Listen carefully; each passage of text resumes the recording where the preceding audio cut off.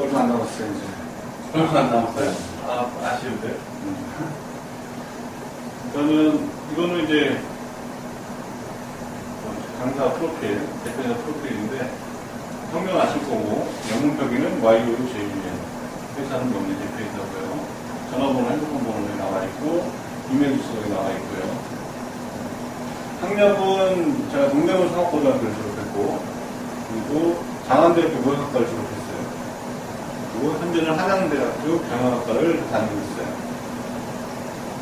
그리고 주요 경력은 은행사 여러 개랑 거의 일치하는데, 1999년도에 전자상점 명리라고 창업을 시작을 했었고, 그 다음에 99년 4월에 웹포스팅님 웹프로그램, 웹디자인 작업 사업을 시작을 했고요. 2002년 12월에 사이버연수원, LG건설 사이버연수원을 저희가 개발했었고, 사이버대학교 사내 ERP 개발도 저희가 했었고, 제가 2002년 6월에 명리 법인설립을 했습니다. 대표이사 취임을 하고, 2001년 6월에 교학사 학원 ERP 개발을 개발했었고, 인증하고 온라인 평가 시스템까지 개발했죠. 2002년 7월에 셀프 쇼핑몰, 우리 현재 ML샵이라고 하는데, 홈페이지 빌더를 개발해서 빌더를 개발했어요. 수습 프로그램과 PM을 개발했고, 2003년 2월에 국방부 온라인 시험 개발을 했었고, 2004년 4월에 한국정보통신진흥원 개발, 썰을 읽어주는 동화. 여기서부터가 이제 아마 접근성, 에 대해서 아마 시작을 했던 것 같아요. 우리나라 아이콘산이시. 그리고 2004년 4월에 법무부 온라인 시험 개발을 했었고, 2006년 3월에 홈페이지 제작 솔루션 버전 2, 지금의 ML샵이죠. 2015년 4월에 폴리틱대학 홈페이지 관리자 양성, 2015년 6월에 서부여성발전센터 쇼핑몰 관리자 양성을 했었고요. 2003년 2월에 정보관리업체기술공무원을 발치가 됐죠. 2001년 6월에 또 나오네.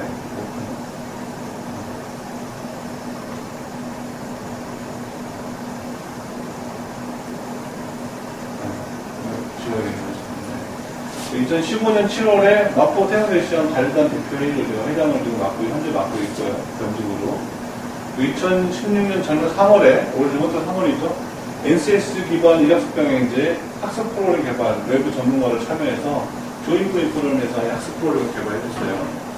그리고 2016년 6월이면 이제 우리 솔품 운영자 과정 성동여성 발전센터를 저희가 또 강의를 할 거고요. 제 입사했을 때 이력서에 자기소개서에 이런 내용을 적었는데, 이제 이런 개념 교직행동론에 관련해서 공정성 이론에 대해서 설명을 한번 듣고 입사 포부 및 이런 것들을 한번 다시 한번 정리를 해보자. 그런 측면에서 입사 포부 및 결의죠? 입사 포부, 동기 및 결의에 대해서 거기 좀 오타나가지고 지금 뭐라고 결근을 돼 있죠. 말해야 오타나가지고 결의. 입사 포부고요. 이거를 이제 과제로 교육이 끝나는 후에 과제로 작성해서 퇴근 전이나 내일 그 시간 전까지 제출하시면 됩니다.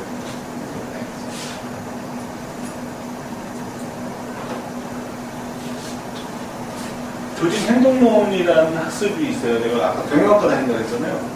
경영학 수업에 배우는 내용들인데, 동기부여 이론 중 공정성 이론을 설명하시오. 공정성 이론.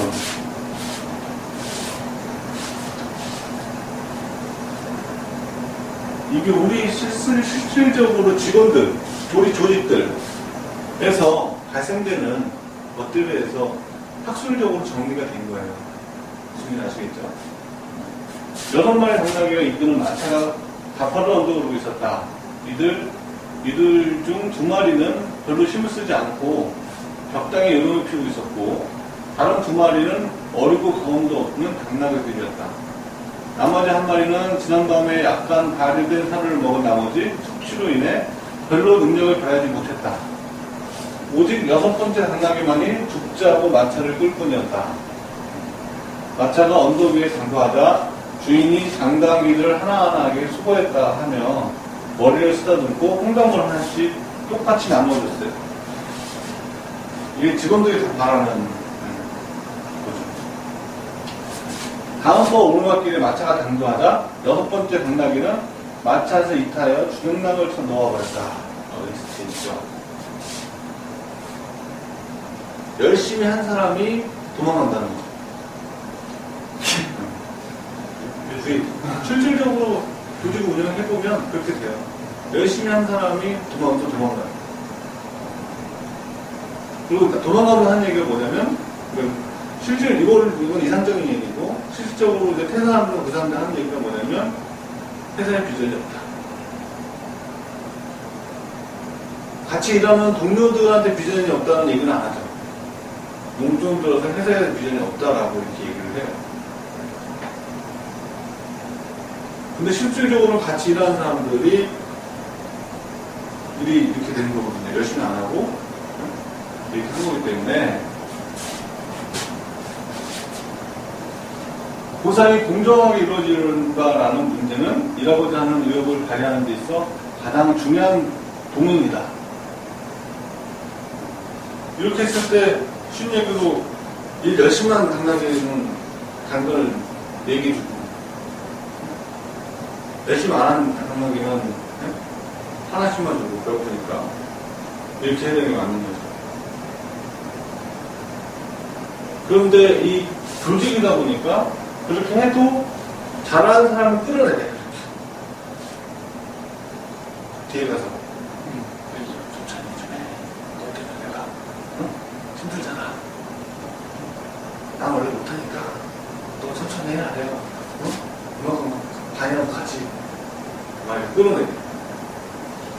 이게 서로 자기 스스로의 무덤을 하는 건데도 불구하고 우리 한 오물한 개굴이라고 하잖아요. 여기 안에서만 좀 생각하는 거예요. 우리 동네에서만 봐도 우리는 지금 이렇게 열악한데 작은데 응? 여기 안에서만 생각을 하니까 이 친구가 이제 그 친구들 이 친구를 달려줘야 되는 건데 사실은 뭐 그런 경향도 있어요. 남녀 간의 차등의 수용의 단계를 넘어 설 경우 심각한 사회적 불공정 내지 불평등을 인식시키는 요인으로 작용하게 된다. 따라서 무엇이 정당한 보상이며 공정한 성과 분배의 기준인가를 규정하는 것이 중요하다. 내가 이걸 지금 보여주고 이걸 지금 강의를 하는 이유는 이거에 대해서 나는 그만큼 신경을 많이 쓰고 있다는 거예요. 본인들이 느끼고 안 느끼고 수도 있겠지만 신경을 정말 많이 쓰고 있다는 것을 설명하기 위해서 강의를 합니다. 근데 이게 어떤 형태로 좀 이루어지고 우리 조직 내에서 어떻게 움직이고 있느냐, 어떤 형태의 부작용이 있느냐 이런 것들을 이걸 알고 있어야 내가 열심히 하는 당나귀였을 때 다른 사람의 그런 해유에 말리지 않고 우리 회사를 발전시킬 수 있고, 그죠? 내가 숙취에 취한 당나귀가 되더라도 아, 저 친구가 열심히 달려주기 때문에 그나마 내가 하루 정도 내가 숙취에 빠졌을 수 있었구나 라는 걸 가지고 가야 된다는 의미예요. 이는 현재 우리 사회에 팽배하게 되어있는 분배의 왜곡이나 상대적 박탈에서 비롯되는 노사관계의 불안감과 생산성 저하 등의 문제를 해소할 수 있는 출발점이기도 하다. 건전한 근로의식과 제일 중요한 거예요. 건전한 근로의식. 아까 제가 그랬죠? 자본 신청한 거라고.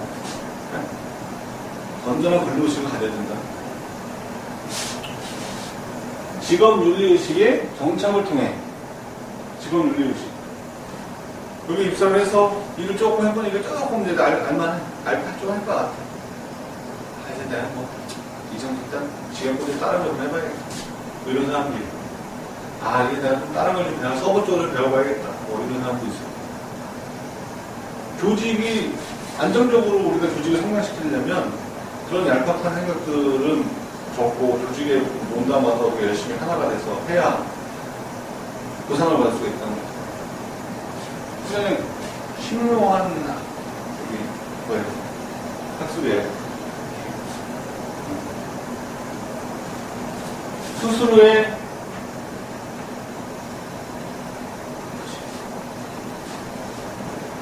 하고 있잖아요.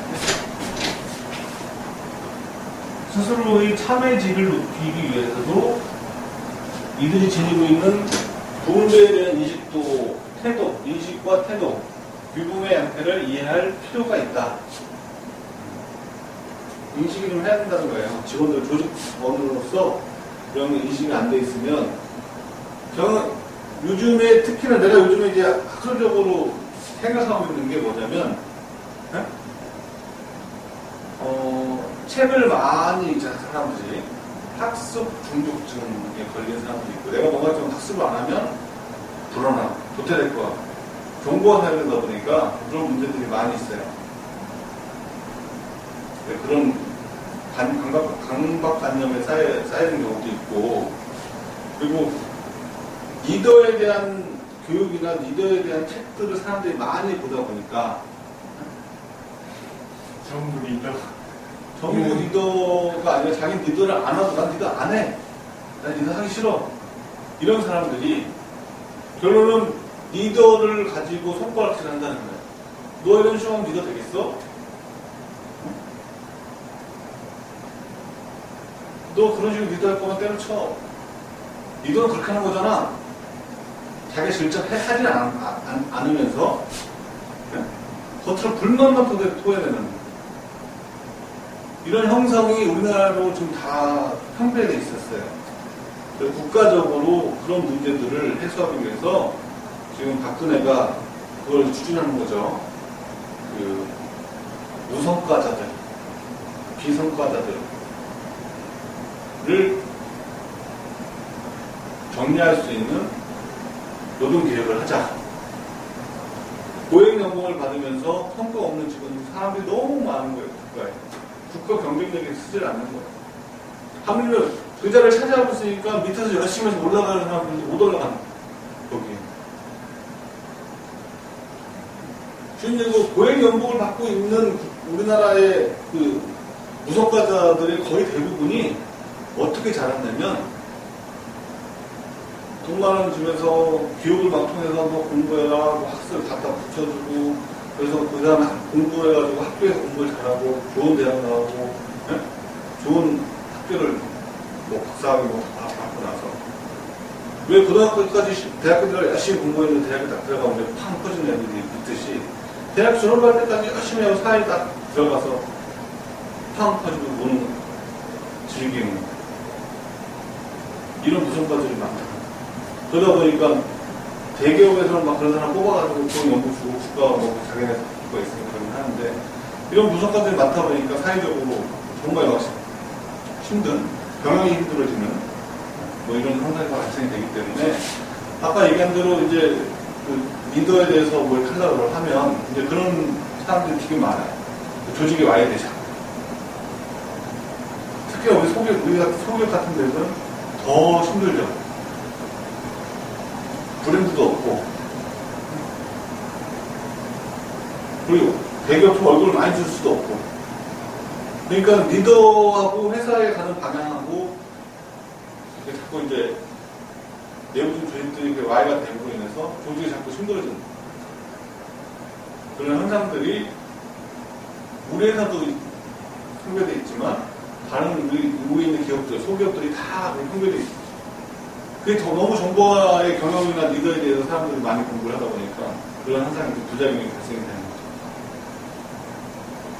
그런 부분들을 이제 인식이 깨야 된다는 거예요, 사람들이. 의식이 깨어 있어야 우리가 성장을 하고 진화할 수 있다는 거죠. 그래서 여기 학술에다 내 갖고 있는 학술 조금 더 보태서 보이잖아요.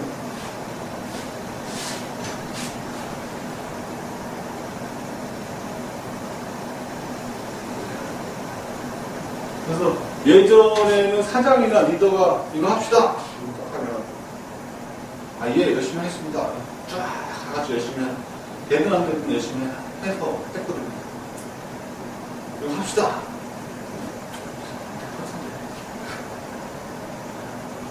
그냥 시키는 거 하는 거지 뭐. 의욕적으로 하는 게 아니라 시키는 거는 이건 절대 아닙니다. 뭐 이렇게 얘기하는 데가 없는 거예요. 월급쟁이 다 하는 거죠. 이러면 무슨 문제를 당해요? 우리가. 이거 어떻게 성공할 수 있냐? 그래서 분배의 정의와 공정성에 관련된 개념, 자원이나 기회의 분배에 관련된 개념은 매우 다양하게 사용된다. 철학자들에게 분배와 관련된 문제들의 정의의 개념과 연결시켜 성찰하였으며, 따라서 분배 정의는 사회 제도의 많은 덕목을 통해 도덕성을 띈 덕목의 한 가지로 간주되고 있다. 아리스토텔레스 이래로 논의되어 온 분배적 정의의 본질은 서구의 많은 사상가들에 의해 자유와 평등, 공리의 원칙과 결합되어 깊이 조명되었고, 현재 이르러서는 폴주와 노직 등과 같은 철학자들에 의해 정의론으로까지 발전되어 왔다. 철학자들이 바람직한 사회의 정의로운 분배를 강조한다면, 경제학자는 보다 실현 가능한 개념으로서 공정한 분배를 강조한다고 주장한다. 두 개념의 차이는 본질적인 문제이기보다 뉘앙스의 차이로 보인다. 즉 정의로운 분배는 옳고 그름의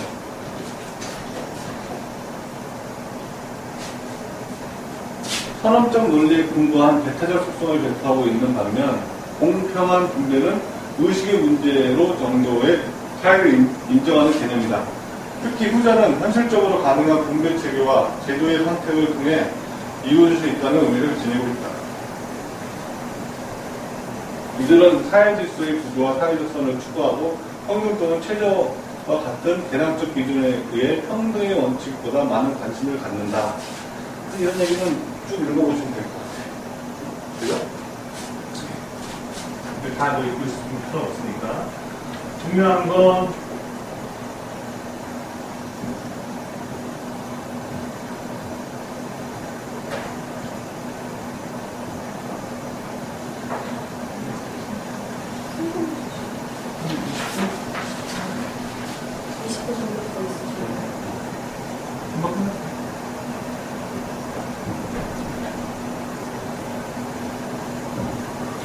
중요한 건 이제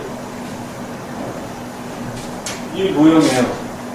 공정성 이론의 핵심을 요약한 것이 위의 그림에 정리된 모형이다. 이를 간략하게 설명하면, 사람들은 자신의 피에 투입한 노력 또는 공헌과 자신의 뜻한 보상 또는 결과의 비율인, 다른 사람의 노력 대비 보상의 비율인,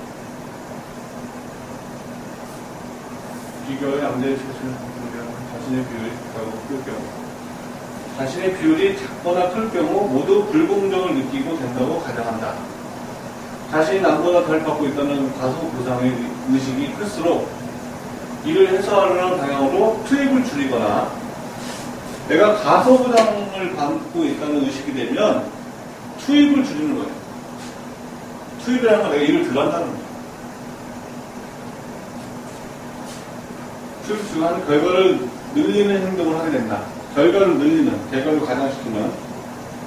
반면에 자신이 남보다 더 많이 받는 과다 보상의 경우는, 내가 더 많이 받고 있어요, 남들보다. 불공정을 느끼며, 그 사람은 불공정을 느껴요. 자기 많이 받고 있는 사람들은. 자신의 투입이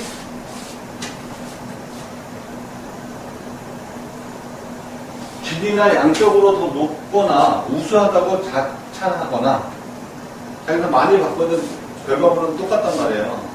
그럼 내가 잘한 거야. 내 거는 질적으로 틀려. 뭐 이런 식으로 자기가 과대평가, 과대보상을 갖고 있는 사람들은 불공정을, 불만을 그렇게 토로한다고요. 실제로 더 많은 노력이 있어요. 실제로 막 더 많이 노력하는 거야. 자기가 더 많이 하고 있기 때문에.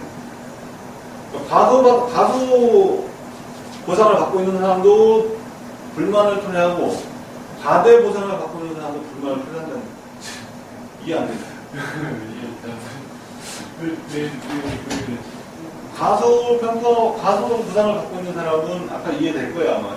과소 보상 받으니까. 어? 근데 여기서 얘기하는 거는 돈을 적게 받냐, 공정성이니까. 적게 받냐, 많이 받냐, 그 개념이 아니라, 내 능력에 비해서, 내가 능력이 좋은데, 저는 이만큼 과소 보상을 받는 거예요. 나는 옆에 누가 있는데 옆에 사람이 만약에 100만 원을 받았다. 난 얘보다 훨씬 더 학벌도 좋고 내가 머리가 더 좋고 더 잘하는데 네? 그러니까 누가 얼마 더 받냐 아니라 나랑 똑같이 100만 원을 받아요. 그럼 난 가서보다는 받는 거고. 이 사람들 불만을 토해하는 방식이 아까 위에서 얘기한 것처럼 이걸 해소하기 위해서 투입을 줄여야지. 덜이다. 이걸 덜해. 그렇게 된다는 거고, 반대로 내가 얘보다 못났어요. 못났는데 내가 취인척이야. 그래서 얘가 100만 원 받는데 나는 130만 원. 그럼 이 사람은 불만이 없느냐? 이 사람은 불만을 토해한다는 거예요. 방식이 틀린다는 거지. 이 사람은 내 거는 너랑 틀려 질적으로. 야, 나는 네가 이러니까 내가 이런 거지. 나랑 틀리다니까, 난 너랑. 그리고 나서 난 뒤에 가서는 이제 좀 더 열심히 하는 거야. 그런 개념이에요. 공정성의 위배가 되면 과대 보상을 받는 사람도 문제고 과소 보상을 받는 사람도 문제라는 거예요. 적정량의 평가가 돼서 적정량의 보상을 받는 게 가장 공정한 거예요. 이 공정한 게 너가 더 받고 내가 덜 받고 이런 공정이 아니에요. 아까 위에서 쭉 얘기한 중간 내용 학술자들, 철학자들 한 얘기들이 어떤 철학자는 공정하다는 건 사회적으로 다 이 사람도 사람, 저 사람도 사람이니까 똑같이 다 공정하게 연결해야 된다는 개념이고 그걸 발전해가지고 다른 철학자는 그 다음 철학자를 연구한 철학자는 그건 공정한 게 아니다. 그건 정의로운 것도 아니다. 그 사람이 맞는 보상을 해주는 게 가장 공정한 거다. 그런 개념을 얘기해주고 있는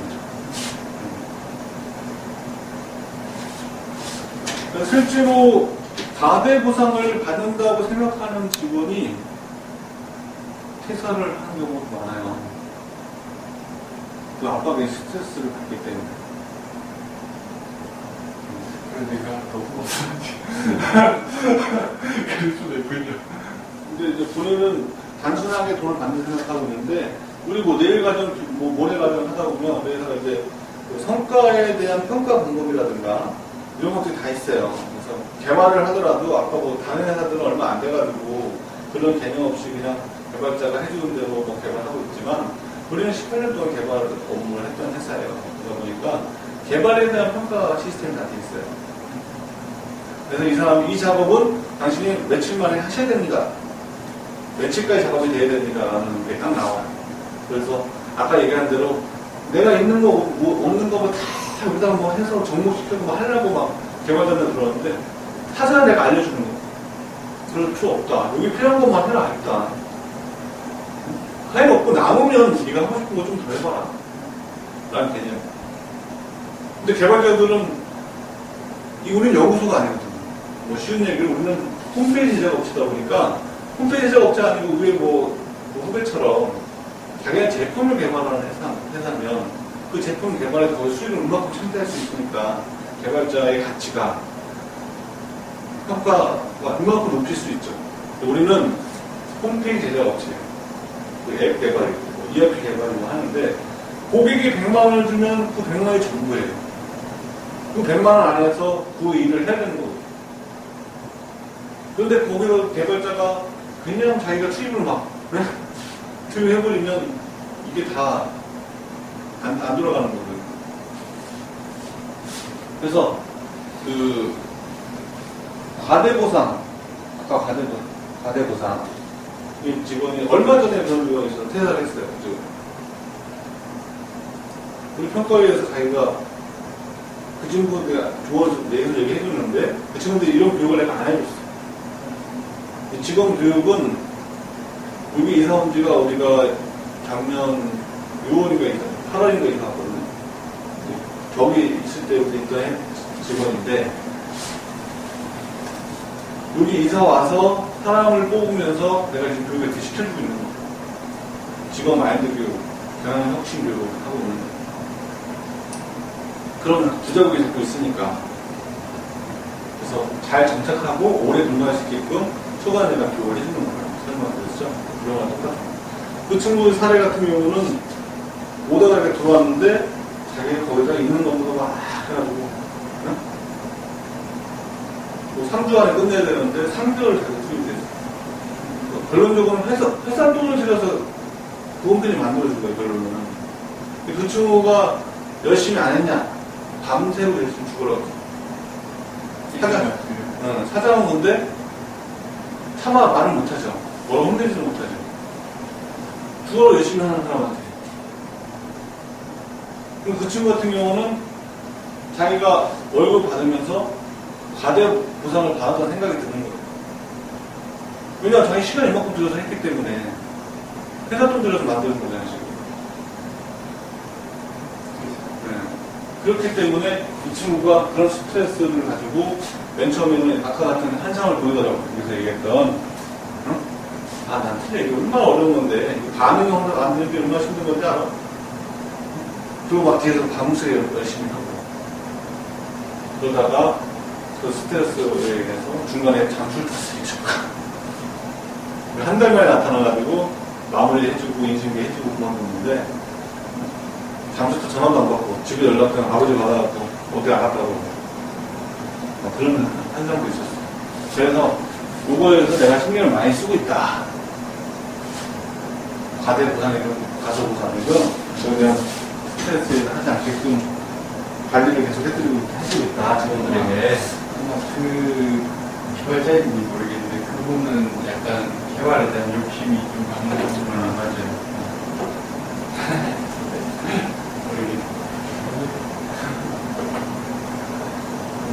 일단 여기까지 설명하면 되고 아무튼 읽어보시면 되고.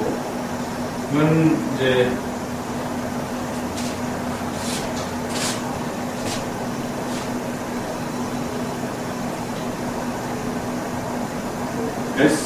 SMART라고 해서 목표 설정에 의한 지침이라고 하는데 목표와 동기를 유발하여 높은 성과를 이루어지는 과정을 일목요연하게 설명해주는 개념적 틀로 바로 목표 설정 요령이다. 이게 목표 설정 요령이라는 거예요. 우리가 프로젝트를 성실히 잘 완료를 하려면 요걸 꼭 지켜야 된다는 얘기예요. 개발자들이 모험에 포함된 각각의 요인들은 직접 또는 간접적으로 성과에 영향을 미친다. 구체성, S가 구체성이에요.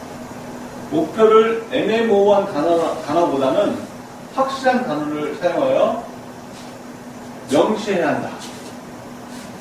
우리가 그렇게 하고 있어요, 지금. 대공표, 작업 절차 기록할 때 설명해 주겠지만, 이런 형태를 좀 하고 있어요. 예를 들어 각각의 직원들에게 20시간의 기술 교육을 한다는 목표는 매니저가 가능한 많은 사람들의 기술 교육 수업에 보내야 한다는 표현보다 더 구체적이다. 목표는 가능하면 양적인 개념을 정해야 한다. 그래야 우리가 성공한다는 거예요. 이해하시겠죠? 양적으로 우리가 많이 해내야 된다는 거예요. 질적으로 많이 해내기보다는 양적으로 많이 해내야 우리가 성공할 수 있다. 특정 가능성. 특정 도구는 목표가 달성된 정도를 평가하기 위한 필요하다. 그러면 목표는 특정 가능해야 한다. 특정 기준을 만들 때 목표의 질적 측면을 생각하는 것 또한 중요하다. 목표는 결과의 질과 양 사이에 상호작용을 고려해보지 않고는 설계될 수 없다. 특정 가능하게끔 돼 있어요. 우리 회사 시스템은. 그리고 달성 가능성. 목표는 현실적이고 도전적이어야 하며 네? 달성 가능해야 한다. 달성 가능한 부분만 들어요. 예전에 옛날에 개념 없이 우리가 사업 운영했을 때는 직원 중에 잘하는 직원인데 어느 날 저한테 막 11시 여자 직원인데 울고 있어요. 경수가 왜 우냐? 뭐 심정이 뭐가 집안에 문제 있냐? 문제 없대. 근데 왜 우냐? 일이 힘들어요. 아니 힘들어 집에 가야지. 왜 힘들게 지금까지 항상 힘들다고 울고 있어. 이거 없는 거 아니고 내일까지 해야 돼요. 아니 우리 회사 직원 너밖에 없어? 왜 너 혼자 다 하고 있는데? 그래서 그 다음날 조사가 시작됩니다. 팀장, 기획자를 불러놓고, 야, 어떻게 형수이가 그렇게 울고 힘들어 하는데, 왜 걔한테밖에 일이 안 가냐?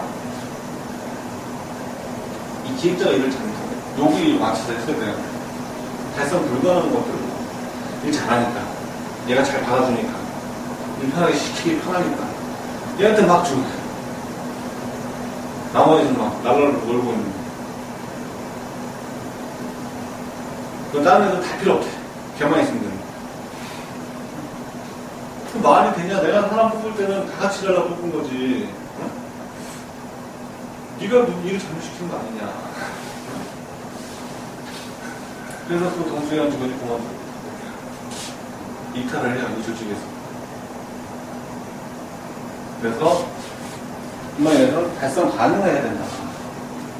그래서 우리 시스템에 나중에 뭐 작업수 절차에 대해서 얘기해 주겠지만 이 시스템이 그렇게 돼 있어요. 그러니까 자기 할당량을 딱 할당할 수 그만큼 할당이 돼 있고 그 이후에 대해서는 자기가 더 할 수 있는 거 안 해도 되는 거죠. 그래서 그 목표치만 현재 성과를 내주면 되는 거예요.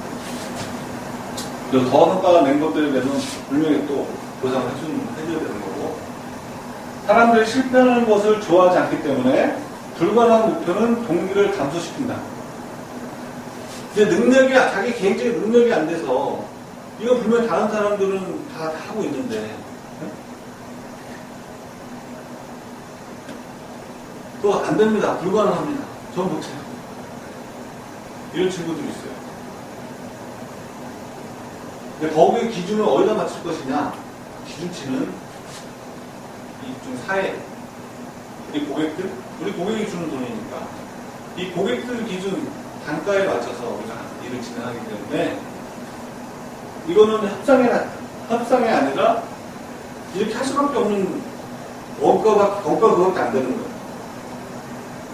그래서 우리가 나중에 그 작업 절차를 설명하는 그 부분들은 이 원가에 맞춰서 하기 때문에 이걸 내가 못한다 그러면 안 되는 거죠. 해내야 되는 거고요. 실제로 밑에서 하고 있고 다른 방법으로 비슷하게 구현한 다른 방법으로 좀 고객한테 이거는 이런 방법이 낫겠다 이런 식으로 좀 제시를 하는 건 건데 그러니까 똑같은 기능인데 조금 다른 거죠. 그건 어쩌면 자기가 이제 판단해서 잘 할 수 있게끔 해야 되는 거죠. 이건 달성 가능해야 된다. 결과 지향성. 목표는 조직의 비전을 지원할 수 있는 바람직한 결과에 초점을 맞춰야 한다.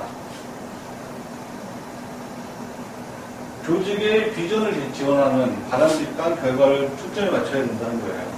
자꾸 조직이 바람직한 방법이 아닌 다른 쪽으로 초점을 맞춰서 결과 지향적으로 보면 안 된다. 다음으로 개인의 목표는 조직의 목표 달성을 직접적으로 지원해야 된다. 개인의 목표가 조직의 목표를 직접적으로 조절해줘야 된다는 거죠. 목표가 바라는 방향으로 끝이 나도록 초점을 맞추기 위해서는 목표는 완성하다, 얻다, 만들어내다, 증가시키다, 감소시키다와 같은 단어로 표현되어야 한다. 마지막 목표 시간의 설정.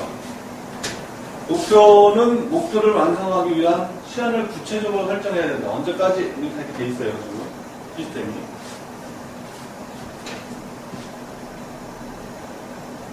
그리고 쭉 보면 이제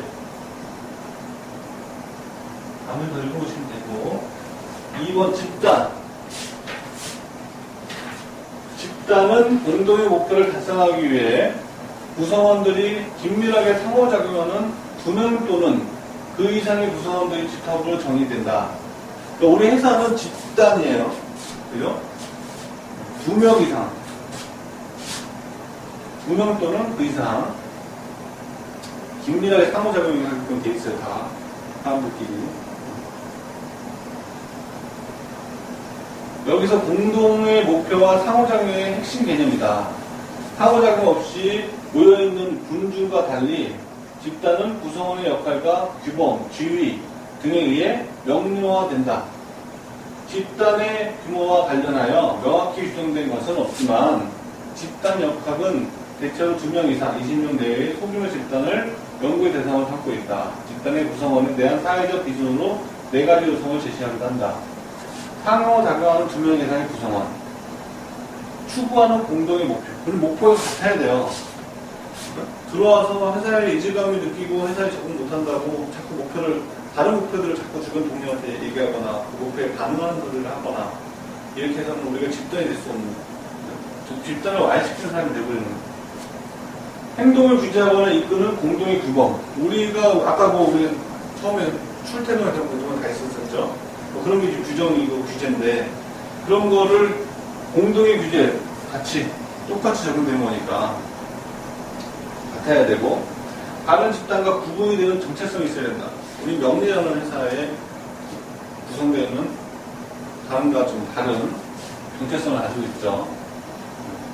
그렇게 돼서 집단에 우리가 하나의 집단이라는 거에 대해서 설명을 드립니다.